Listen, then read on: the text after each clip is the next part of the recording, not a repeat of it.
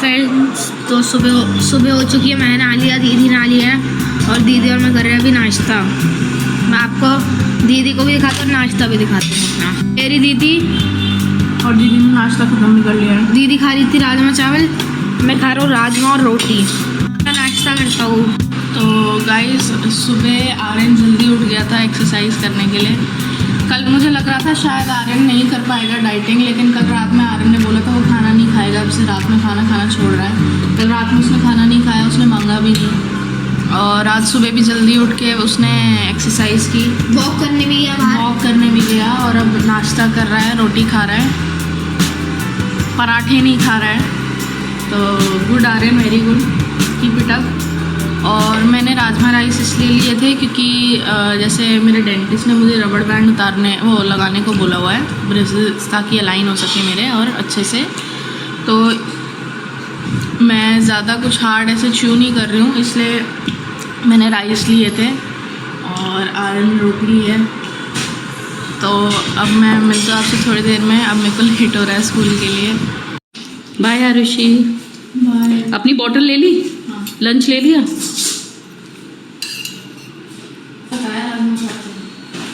आर्यन सबको छोड़ने आता है बाहर।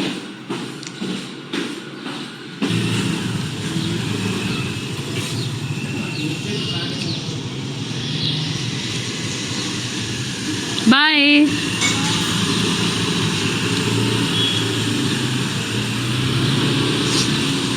बाय आर्यन। बाय। छेती आना। अपने मंच रख लिया? लंच बॉटल समझ गया।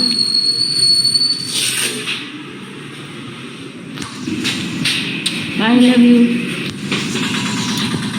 बाय।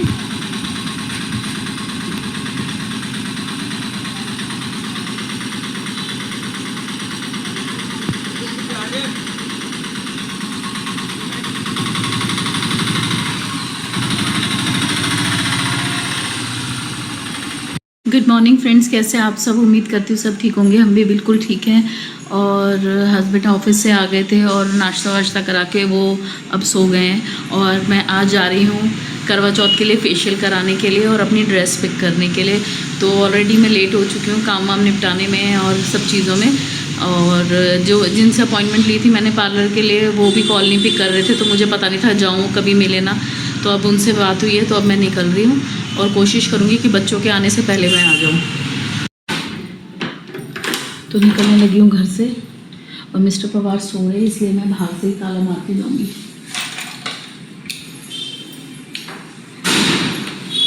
ज्वेलरी वगैरह मैंने अपनी सारी रिमूव कर दी ताकि वहाँ टेंशन ना रहे किसी चीज़ की।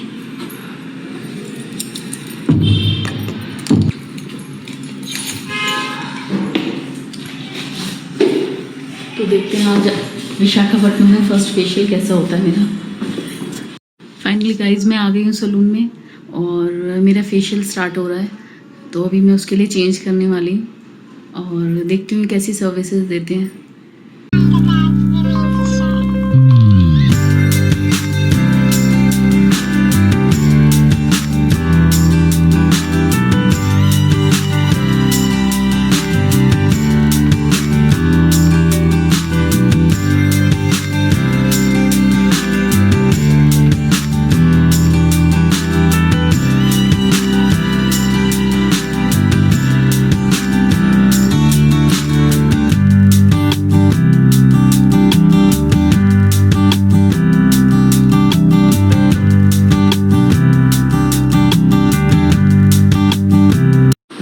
फाइनली घर आ गई हूँ मैं और ये फेशियल कराने के बाद मेरा कुछ चेहरा है, हाँ बालों में मुझे कुछ फ़र्क लग रहा है।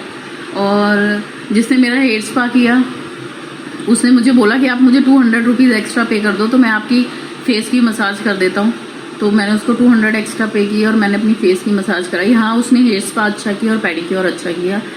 तो बस फाइनली अभी घर पहुँची हूँ, बहुत ज़्यादा थक गई हूँ और भूख भी लग रही है। तो अभी देखती हूँ मैं क्या खाती हूँ। साथ ही उठ गए मिस्टर पवार, अभी नींद में इनके लिए चाय बनाऊंगी तो ये कंप्लीट उठेंगे फिर मैं इनसे मिलवाती हूँ आपको। तो गाइस मिस्टर पवार जाने लगे हैं और पता नहीं क्यों मुझे इतनी ज़्यादा नींद आने लग गई वापसी आके। आज मिस्टर पवार बिना लंच लिए जा रहे हैं और मैंने बोला मैं बना देती हूँ, बिल्कुल मना कर दिया कि आज मैं ऑफिस से ही खाऊंगा। बाय पापा। देख ही नहीं रहे हो? तेनू मुझे लगा बाहर जैसे आते वैसे आ रहे थे। गाइस आप आज मेरी बाय करते हो, मैं पीछे पीछे आ रही हूँ और आप आगे आगे बढ़ रहे हो। ये जा रहे हैं मिस्टर पवार।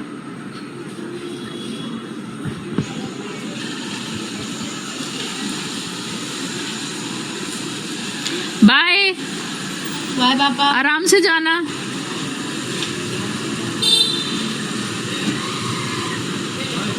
बाय।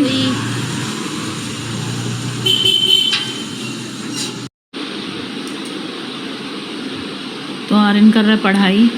आर्यन ने हिंदी के वर्ड मीनिंग लर्न किए हैं और अब मैंने उसको लिखने के लिए दिया है। और आर्यन को नींद आ रही है बहुत ज़्यादा, पर अभी इंग्लिश का भी लर्न करना है। तो बस ऐसे ही निकल जाता है गाइस दिन पूरा का पूरा। पहले बच्चों के लिए खाना बनाओ, फिर बच्चों को स्कूल भेजो, फिर बच्चों की घर की सफाई करो, फिर बच्चों का इंतज़ार करो, फिर बच्चों को दोपहर में खाना खिलाओ, फिर बच्चों को शाम को खाना खिलाओ, बच्चों को पढ़ाओ, बच्चों को दूध बना के दो। बच्चे बच्चे बच्चे बच्चे बच्चे बच्चे हैं। और फिर लोग बोलते हैं बच्चे मन के सच्चे, बच्चे मन के पाजी हैं आर्यन। तो गाइज मिस्टर पवार चले गए थे ऑफिस और आज लंच भी नहीं ले, मतलब डिनर के लिए कुछ भी नहीं लेके गए मिस्टर पवार।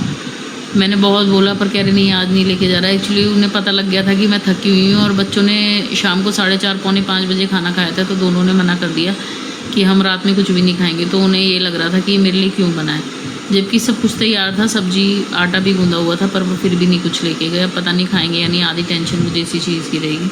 पर वो ये बोल रहे थे कि कैंटीन में बहुत चीज़ें मिलती हैं, मैं खा लूँगा। तो रात में एक बार फ़ोन करूँगी उनको कि खाना खा लें। इसके अलावा आज का एक और एक्सपीरियंस जो विशाखापट्टनम का मेरे लिए बहुत पुअर रहा।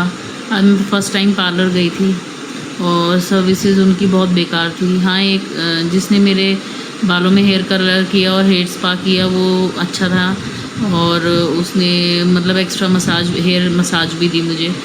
पर ओवरऑल देखा जाए ना तो जो प्रोमिसेस करते हैं लोग यहाँ पे फुलफ़िल नहीं करते। जितना पैसा लेते हैं वो सोचते हैं कि काम ना करना पड़े। जैसे हमारे यहाँ पे पूरा 1 घंटा फेशियल की मसाज होती है, पर 10 मिनट भी मतलब उस लेडी ने मेरी मसाज नहीं की और बोल रही यहाँ पे इतनी मसाज होती है। या तो ये लोग ये सोचते हैं कि नहीं है, इन्हें जैसे मर्जी बेवकूफ़ बना लो, या पता नहीं क्या है क्या नहीं, मुझे नहीं समझ में आता।